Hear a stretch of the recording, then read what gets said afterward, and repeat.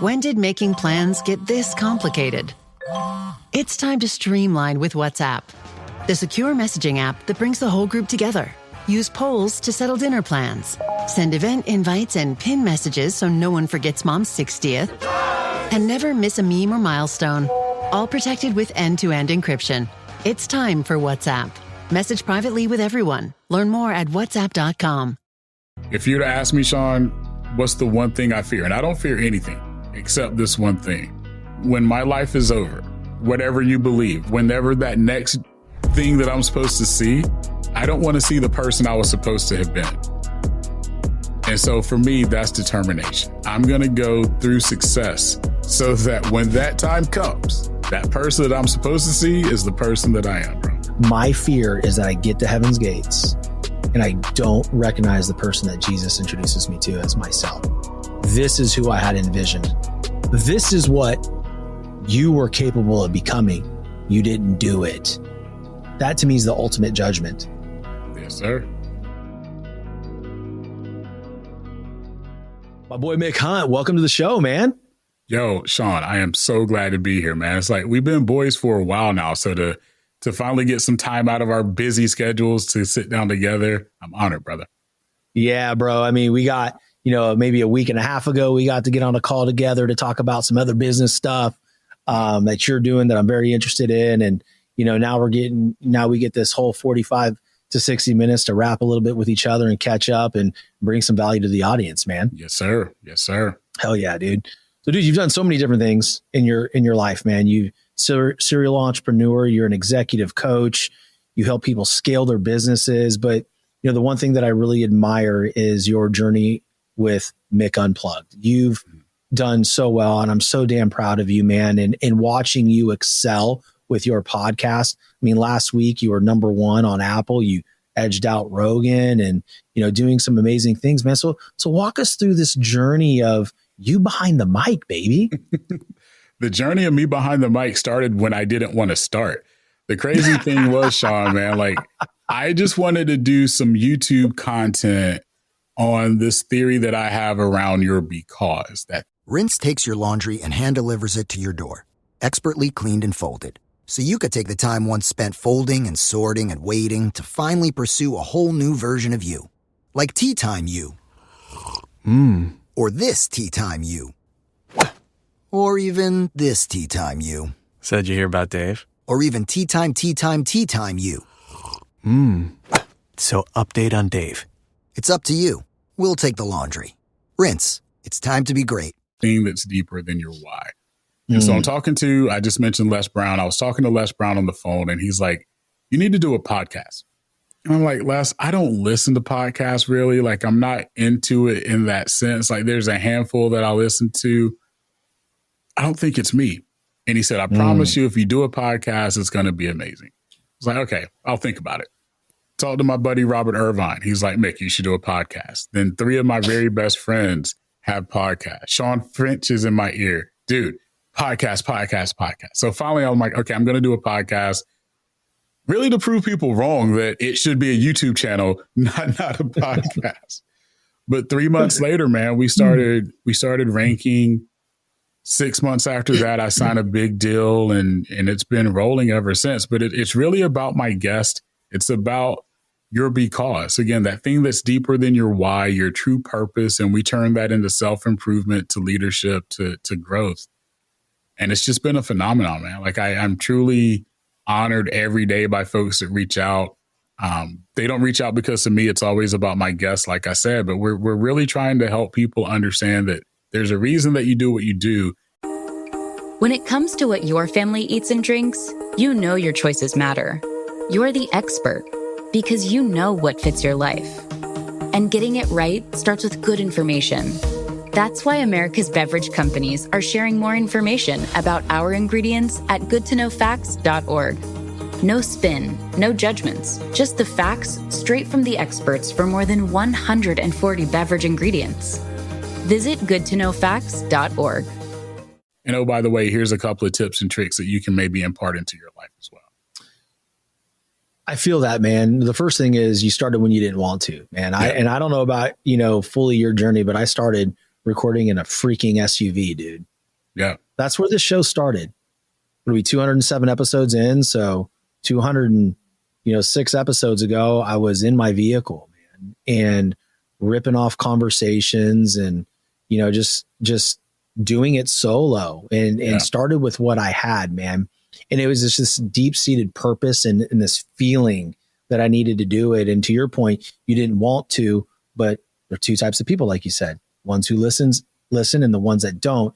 And you listen to your mentors that said, like, and your best friends, like, hey, dude, like, you should really do this show because you bring so much value to the people. And when we do this, and to your point, man, you said, people contact you. It's all about the guests, right? Like, people are like, holy shit, Shawn, you had Jay Leno on. Like, oh my God, you had Jamie Kennedy on. You had, Elena Cardone, like all these different names.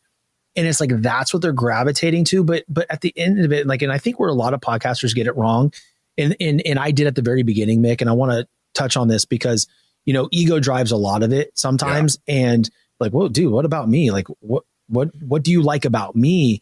But now I take it as such a compliment. I want the focus to be off of me because all I want is for them to come and listen. Dude, same thing.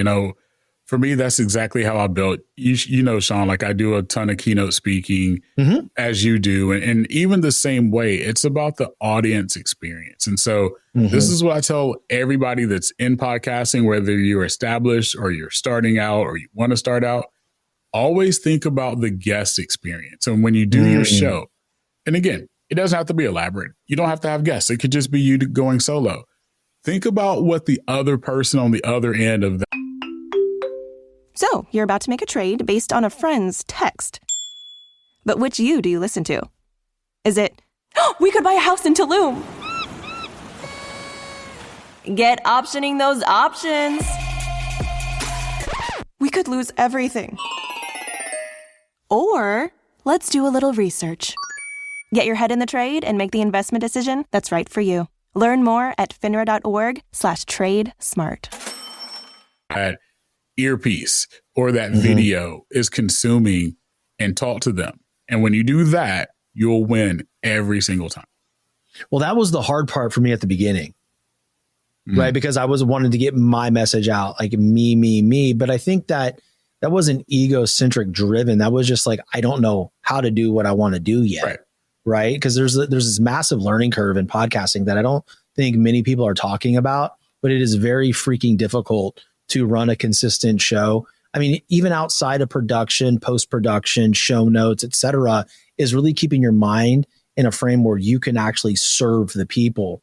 And when you tailor conversations and reactions to help them, that's what attracts them to the platform. And, I just love like a lot of the stuff that you're doing, just like me, you're really focused on the audience, man. That's just that the audience experience. I'm the gatekeeper. You're the gatekeeper, and, my secret weapon, my publicist Val, she's also my gatekeeper. Right. So when people just say, hey, I want to come on your show, it's like, it just doesn't work like that anymore. And it's hard.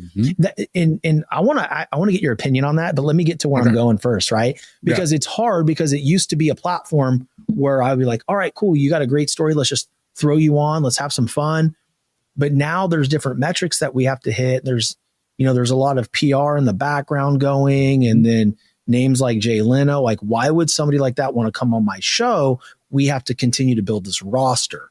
Right. So like, in your opinion, as you've, gone upward in your rankings, and just like, for me, it really hit me when I just saw like the Aries Spears. I'm like, wait a second, like my guy Mick is doing it. I always liked your show, I always listened to your show. But once you hit that, it was just like, then it was Damon John, then it was like Gary Vee. It was like all these, I'm like, dude, how have you handled the possibility and the potential to disappoint some people closest to you because you just can't have them on anymore? Yeah. So even before the big names that people know, and by the way, my show isn't built off of big names, right? Like I truly believe that everyone has a story and everyone has a big cause. But even before that, we wanted to make sure that the people we brought on and that we continue to bring on do have that story. Hey, we're going to take a quick break to hear from our Powered By sponsor. We're proud to announce a partnership between White Sands Treatment Centers and the Determined Society. With multiple locations across Florida, White Sands provides luxury, top-rated addiction treatment, from medical detox and inpatient care to outpatient support and long-term aftercare.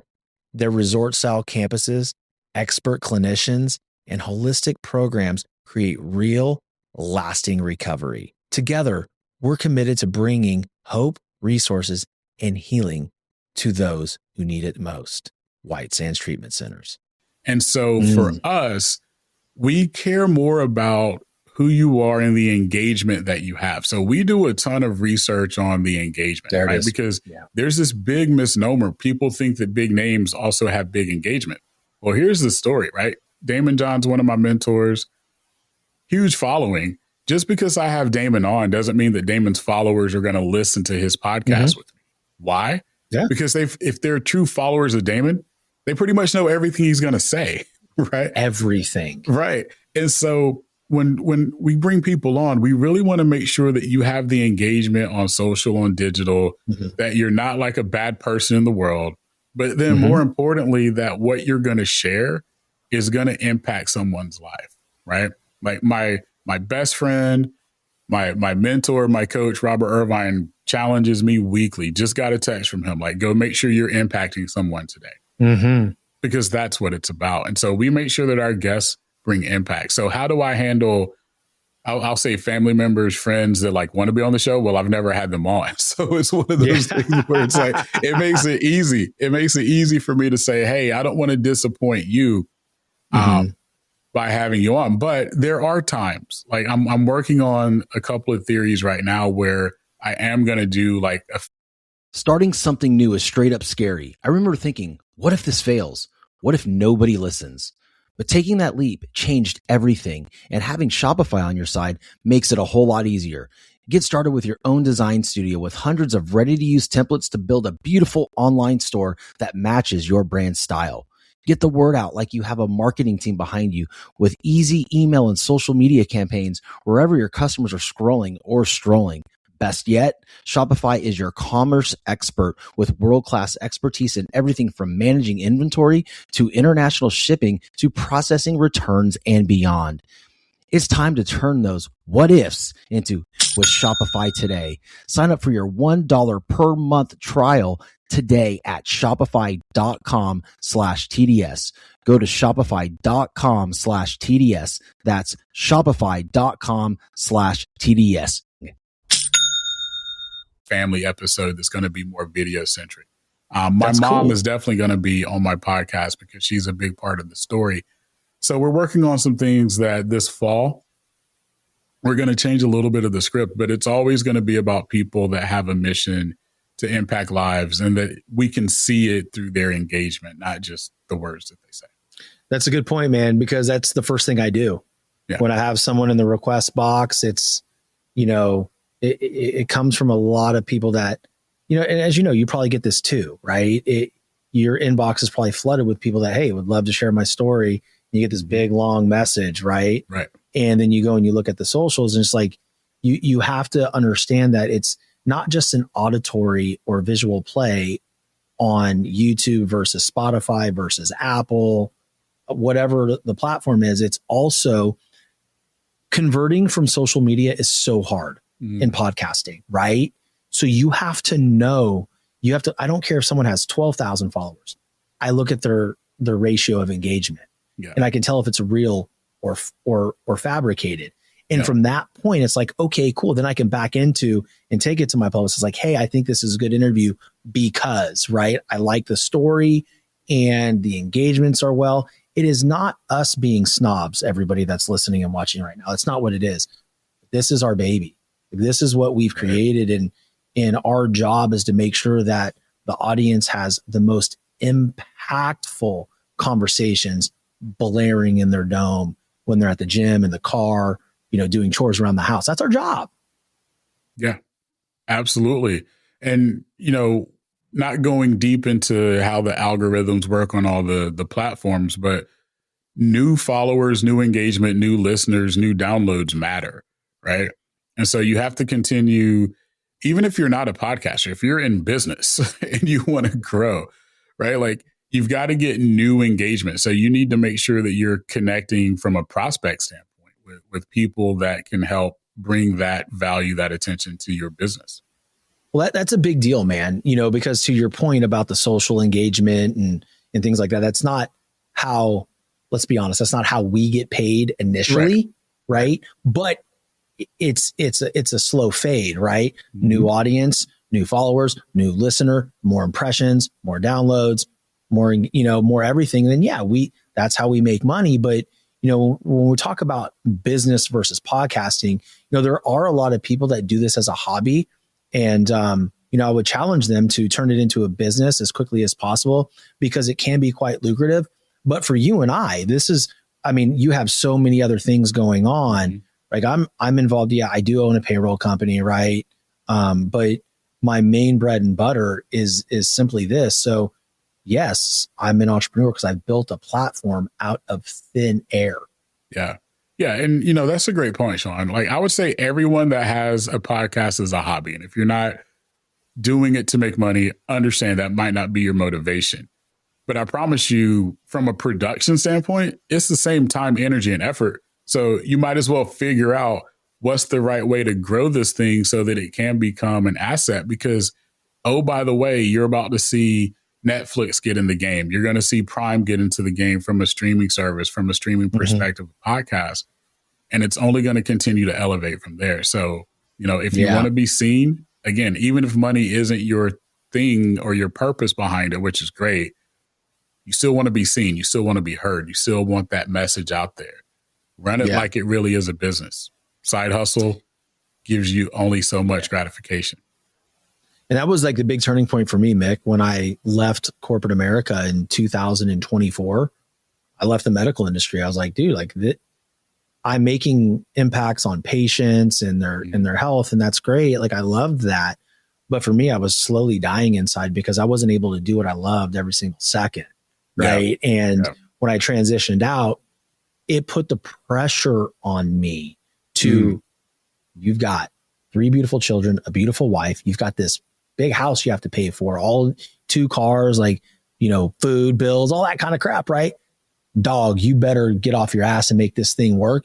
So I work really well in pressured situations like that. And not everybody does. And it doesn't always happen right away, but it was always at the right time. Right. Always. Big for me, man. It was big for me. So it's like taking that gamble, right? As you feel it to the point of, hey, turn your hobby into a monetization effort, right? Go all in. Now, some people don't have that luxury, or they have this limiting belief that they cannot do it. What would you say to somebody that lacks the belief in themselves to get something like this done? I'm going to give you a phrase out of one of my keynotes. Get rid of your bed, right? And that bed is the beliefs, the excuses, and the decisions that are holding you back. Okay. Right? I love that. And there are times that sometimes changing the mattress isn't enough. Washing the sheets, making up the bed isn't enough. Sometimes you have to just get rid of the bed. And so you've got to get rid of those limiting beliefs. You've got to quit making excuses. And you've got to be willing to make the bold decisions that are going to change your life. I mean, we can make a ton of excuses on why we shouldn't podcast or why we shouldn't do the things that we do, and take podcasting out of the equation. We can make a ton of excuses just in general on life, right? Mm-hmm. But at the end of the day, you've got to be able to change your beliefs. If you're trying to change the person that you are, you've got to change your belief system, right? Like you have to be able to say to yourself, I can do this, or I can step outside of my comfort zone because growth is on the other side. And so to me, that's the biggest thing. You got to get rid of your bed, man. I love that, man. It's one thing to change those limiting beliefs. I also feel that they don't change by themselves just because you try to start thinking differently. Right. You have to start acting differently, right? And that may mean giving up the booze. It may mean, cleaning up your diet. It may mean waking up at a certain time to get a workout in, because the thing that I found when I really started to just evolve as a host and my show got so much better, to me, it was like right around January, February, dude. Like if if I was evaluating myself, then to me, that is when it got better, right? It started to stand out a little bit more because I was becoming the man that I wanted to be because of the action I was taking. So, and this is not even just about podcasting, right? Like, I know we're talking about that because that's what we do. But for the people listening and watching, I want you to really think of this. It could mean going after the career you want. Yeah. You know, it could be if you want to leave like a business to business and you want to go, you know, to medical sales, or if you want to start an insurance company, get with Mick because he can walk you through that shit. Right. But like, you know, it's about taking those risks, and they're calculated and they're backed with massive amounts of action. And I want to be very clear on that. It's not just like, oh, I'm going to change my bed, I'm going to think differently. You have to freaking act accordingly. Yeah. You definitely have to. And that's why I call it getting rid of your bed, not just changing it, right? Because there's the action of lifting the mattress. There's the action of putting together a new frame, right? And that's your mental compass or your physical compass. Like, you've got to work on the framework of who you are physically and mentally, right? In order to really put action behind what you do. To your point, Shawn, it's not just thinking about it, right? We all think of right now, everybody that's watching or listening has thought of 5 or 6 different things that they'd like to do better or improve on. I guarantee it, because it's human psyche that we do that every hour. Very few people start putting action behind it. And so for me, I'm a person that's going to work on no more than 2 things at a time. So if I need to fix something or improve something, there's 2 things I can do and do it right now. And I try to get to the root cause of what those 2 things could be. And so that's my tip for everyone is when you're trying to really change your beliefs and put action behind it, find 2 things that have to happen and then make those 2 things happen first. Like, don't try to change 10 things or, you know, I need to lose 50 pounds. No, lose 2, right? Lose 2 pounds, lose 1 pound, whatever it is. Like, focus on the smallest denominator that you can to get a quick win for yourself. You know, it's an interesting point because that was my journey, right? You know, as far as my fitness from December till now, the one thing that I realized, man, is I always kind of thought, man, there's something really holding me back. And I don't know what it is, but at the very forefront, I really did. It was how I felt about myself and how I looked, right? And there's people out there right now listening that are living in their own jail cell or their own prison. Like, to me, if you look at your life and if you're not making the money you want to make, or you don't have the wife or husband you want, or, you know, you think your friendships suck or your kids are disrespectful, man, turn that mirror around. Yeah. And are you attacking the one thing that is holding you hostage every single day? And a lot of people will say, well, I don't know what that is. Like, no, you do. You're thinking about it right now. Like the people listening right now and watching, they're literally thinking about the one thing that's holding them back. Maybe it's porn. Maybe it's nutrition. Maybe it's yelling at their kids. Fix that one thing, and you'll see yourself evolve to a point where, man, you are firing on all cylinders, and now you can lead. Now you can go be that big executive that you want to be, whatever that is. Yeah. All day, brother. All day. Oh, I man. love it, man. I love it. Yeah, dude. That's just something that I always think about. And I'm like, you know, the thing that holds people back is the thing that you think about the most. And it's not ever independent. It all works together. Absolutely. You know, I always say, keep your side of the street clean, man. You know, if you can clean that side of the street up, man, you'll be looking pretty good, dude. You know what I'm saying? Yes, sir. Yes, sir. Let's transition a little bit. You know, you've been involved in many companies, scaling them. I believe your whole career was in insurance, correct? You're doing a lot of insurances, and then you're doing a bunch of keynote speaking, and you're an executive coach, and you're leading entrepreneurs and personal brands to make massive movement in their checkbook. So talk to us about that. Yeah, man. So I'm going to go back to my because, right? So my because was to change my mother's life.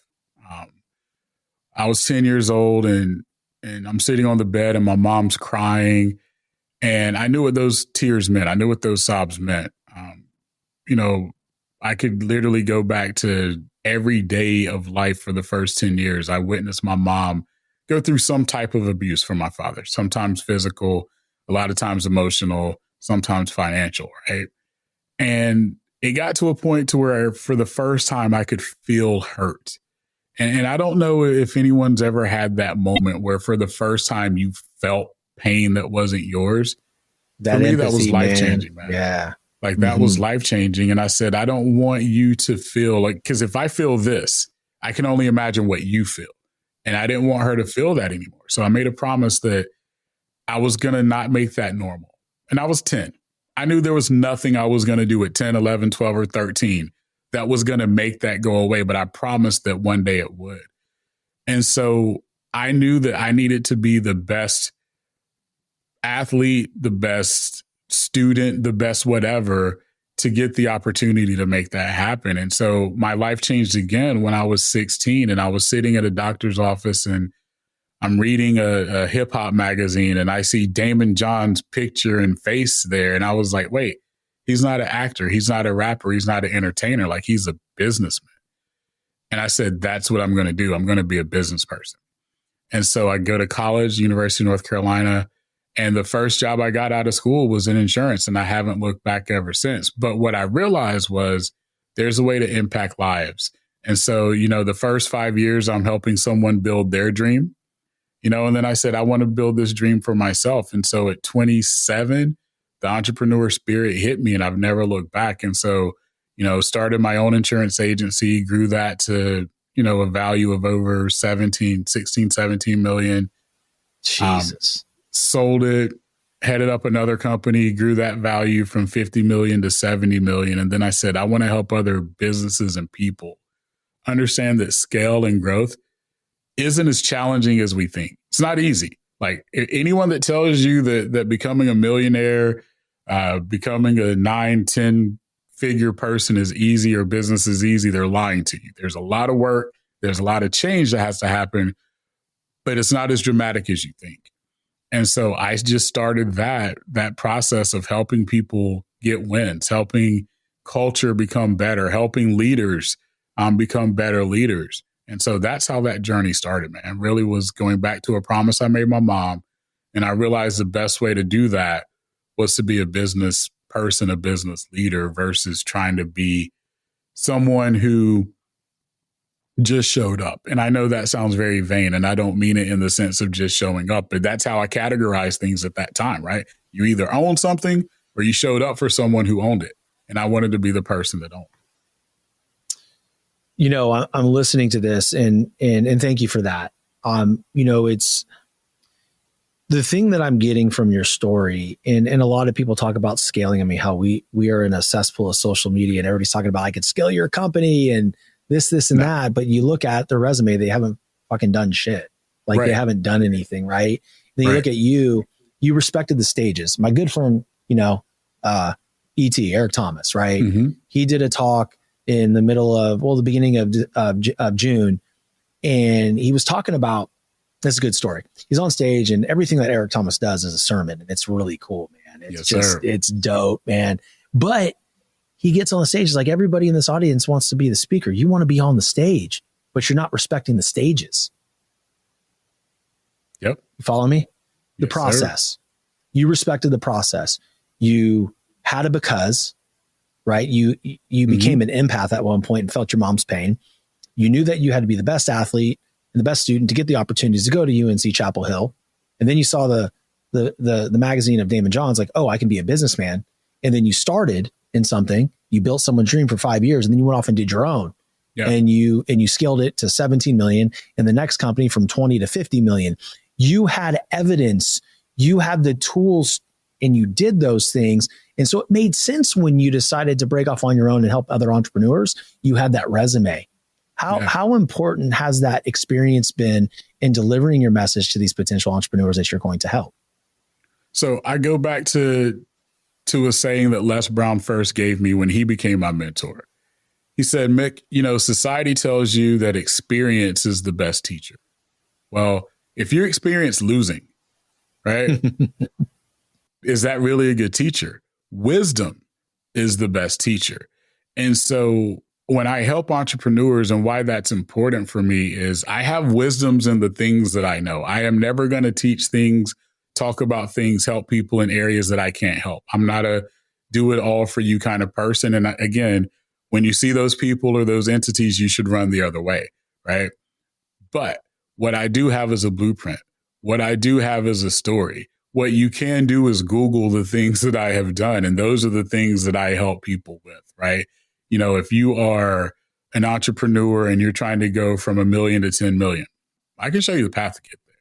If you're trying to grow a podcast and it's like, hey, I'm starting from nothing, I can definitely tell you and show you how to get there because I have wisdom in those things. I have connections. I have people that if I don't know the answer, I know who to reach out to in certain things. And so for me, it's about having the wisdom to help people, not just experience and trying different things. Like I could beta test a whole bunch of stuff. Shawn, in our industry, we beta test a lot. We do. We beta daily, test bro. a lot.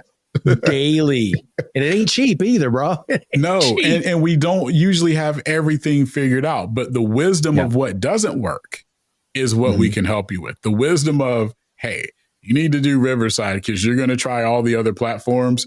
Riverside's going to be solid and it's always going to be dependable as glitches, but you can live with the glitches that they have versus the other platforms, right? It's that type of knowledge and wisdom that not just me, Shawn, but you also, that we're able to impart in people in different facets of business or life because we have the wisdom.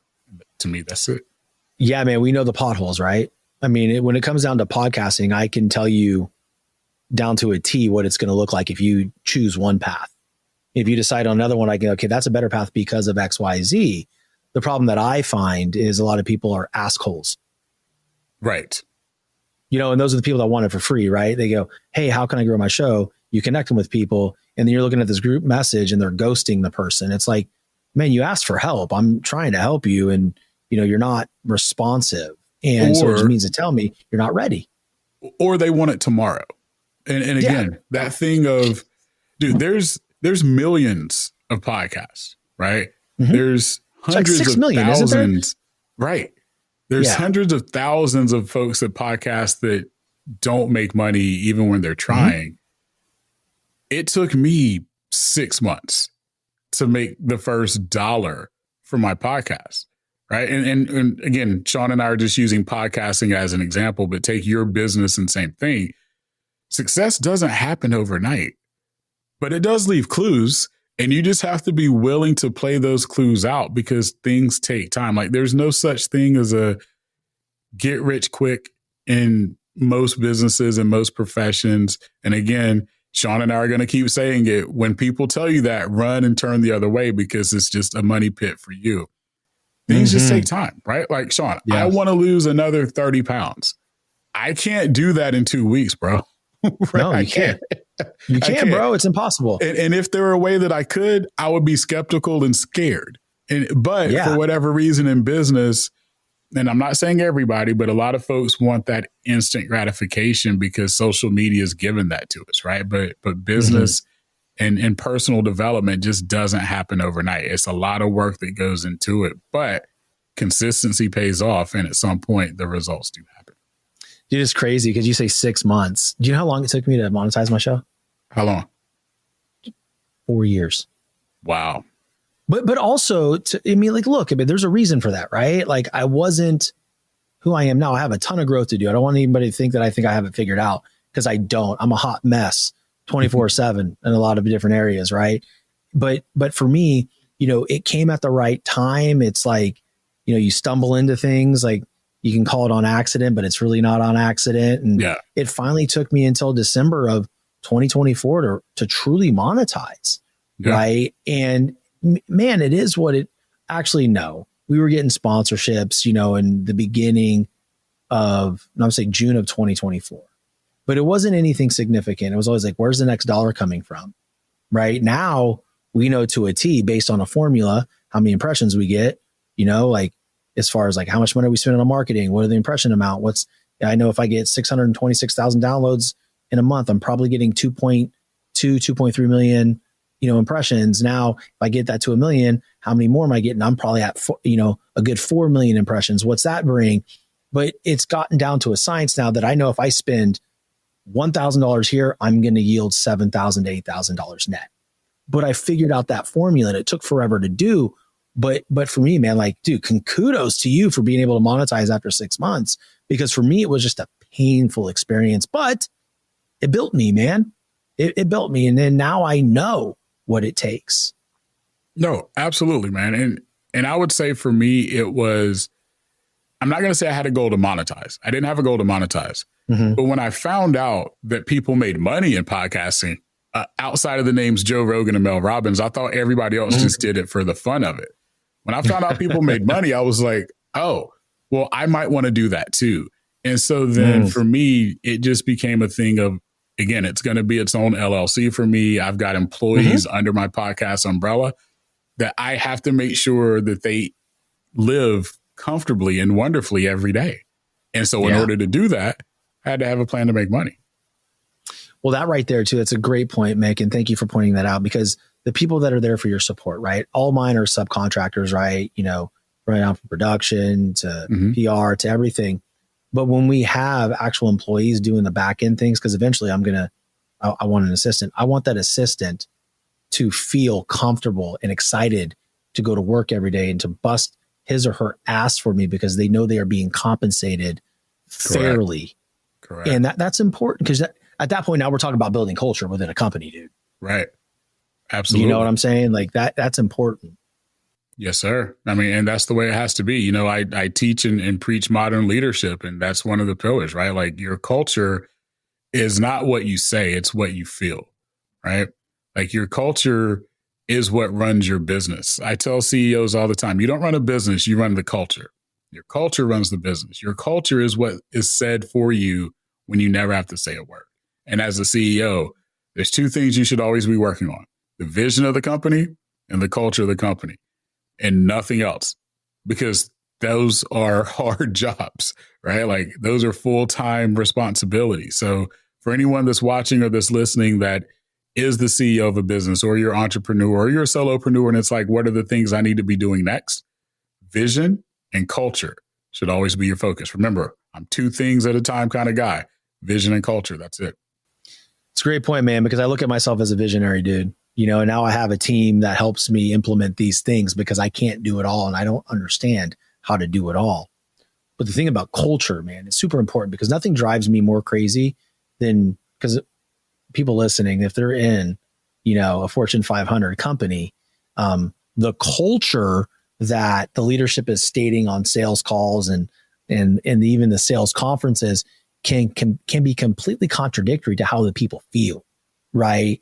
Some people perform out of fear, and then the corporation's going, well, man, they must be really happy. That's not necessarily the case.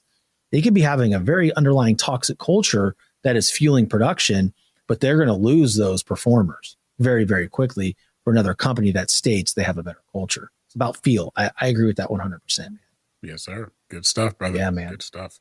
So what else is next for you, dude? What are you working on? Man, so I have a book that comes out September 23rd, How to Be a Good Leader When You've Never Had One. So excited about that. We've sold a ton of pre-orders right now, so that's going really, really well.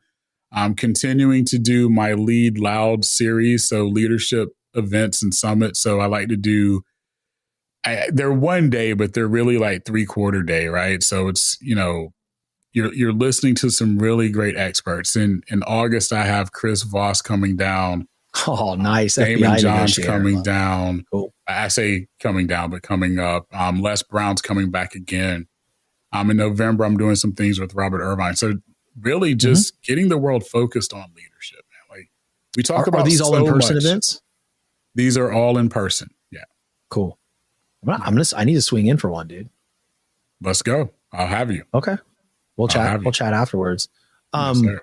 Where are they out of? Are you you go around the country, or you stay stationary with your events in one place? Yeah. So I try to do them selfishly in Greenville, South Carolina. That's my hometown.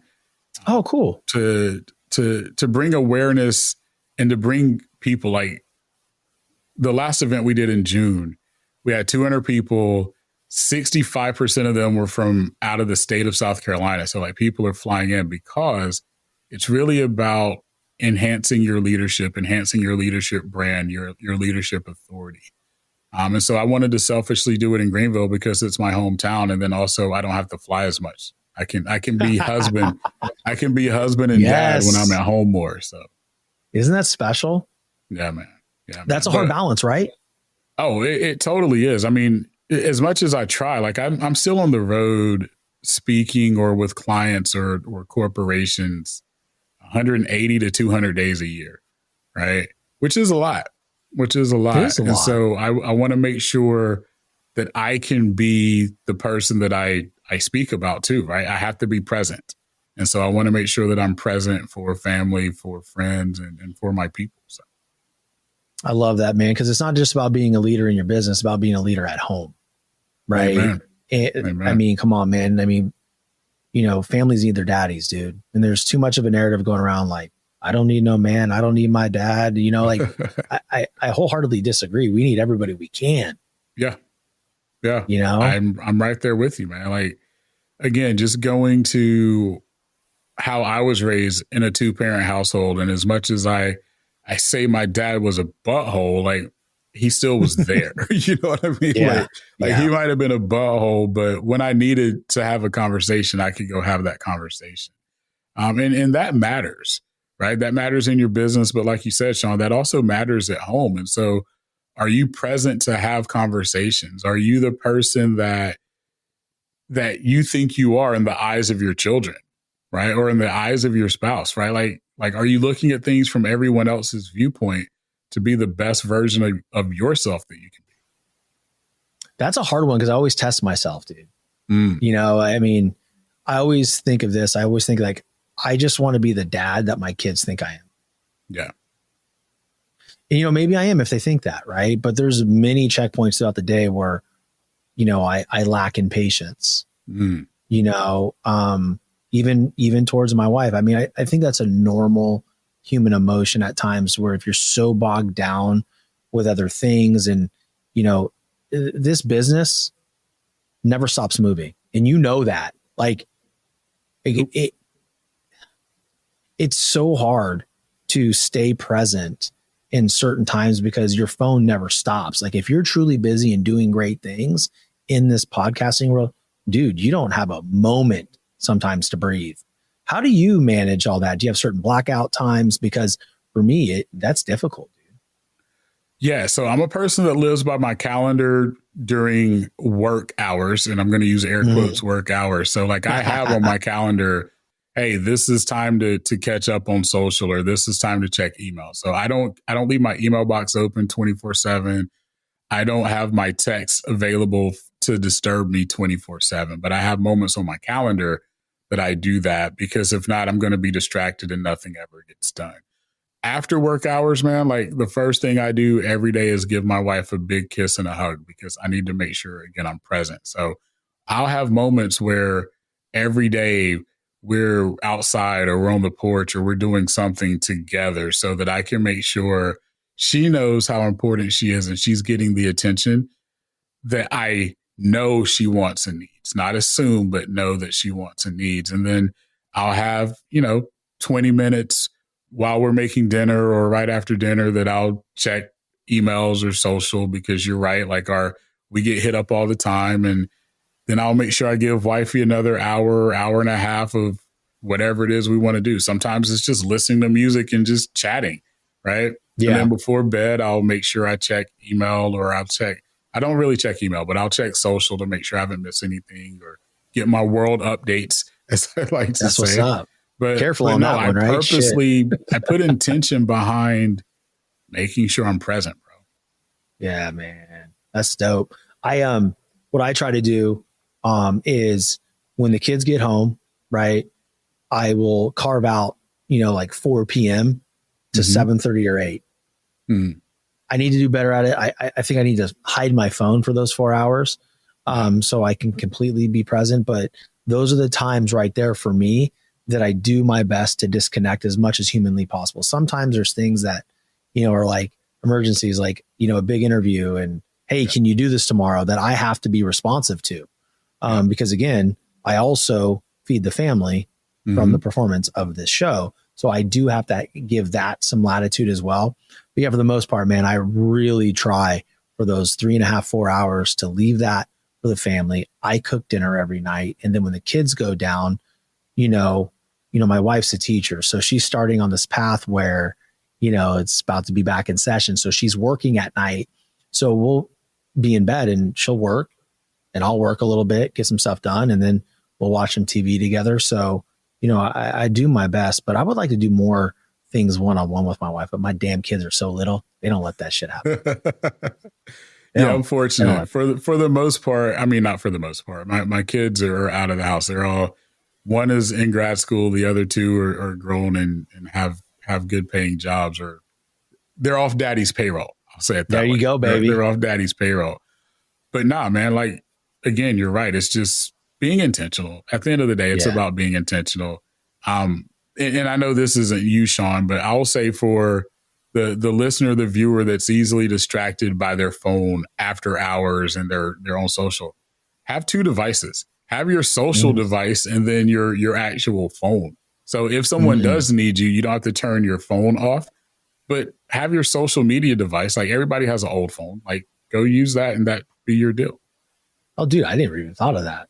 Yeah. And fellas, that's not an excuse to have a burner phone. Okay. No, this is not what Mick is talking about. No. All right, guys, that's a little humor. It's a little humor. Yes. Yeah. See, I'm not distracted, so I don't need it. But I do have folks that, men and women, and that's what they do. But it's like, again, it's just right there. It's just your social media, your social media phone. That's a good point, man. Damn, I'm gonna have to work on that. That'd be cool. Yeah. That'd be cool. Well, look, man, as we land the plane here, I've got one more big question for you. This is the Determined Society. So what is your definition of determination? Wow. Determination for me, bro. And, I love your podcast. So I've been prepared for this question. Determination for me is not giving up on the success that you're supposed to have, right? If you'd ask me, Shawn, what's the one thing I fear? And I don't fear anything except this one thing. When my life is over and whatever you believe, but whenever that next thing that I'm supposed to see, I don't want to see the person I was supposed to have been. And so for me, that's determination. Dude, I'm going to go through success so that when that time comes, that person that I'm supposed to see is the person that I am, bro. That's my worst fear too, right? I don't know if you know that, but that's why I had such a reaction. I'm like, dude, you can ask anybody. My fear is that I get to heaven's gates and I don't recognize the person that Jesus introduces me to as myself. This is who I had envisioned. This is what you were capable of becoming. You didn't do it. That to me is the ultimate judgment.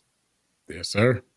I can't, because the other thing, man, as we go through life and as we get older and maybe get sick, like, you want to be able to sit there and say, like, I did this, man. Like, I the only thing I have to worry about is that my kids are ready to be without me. Yeah. Or my wife. Yeah. You know what I'm saying, dude? Like, but man, like that has me stuck on stupid, bro, because no one has ever answered that question the same as me. That's wild, bro. Nobody. Well, we are brothers from another mother. So we might be, bro. We might be, bro, for sure, dude. Like, I've enjoyed this conversation, man. It was very insightful. There was a lot of value given to the listener, to the viewer, and I'm not freaking surprised. That's why I had you on the show, man. And I just had a blast with you, bro. Same, man. Same. We gotta do more together, dude. We gotta figure out how we can really collaborate together, man, and do some amazing things outside of podcasting potentially. I'm ready. Cool, man. Ready. Cool. Well, thanks again, my brother. And to the audience, man, share this show with someone you know, love, and trust, and understand, sometimes you just got to change your damn bed. Get rid of your limiting beliefs, your excuses, and go make some good decisions, guys. And until next time, stay determined. Next up is a little song from CarMax about selling a car your way. You want to sell those wheels, you want to get a CarMax instant offer. So fast. Want to take a sec to think about it. Or like a month. Want to keep tabs on that instant offer. With Offer Watch. Want to have CarMax pick it up from your driveway. Get it done today. You want to do So, want to drive? CarMax. Pickup not available everywhere. Restrictions and fee may apply.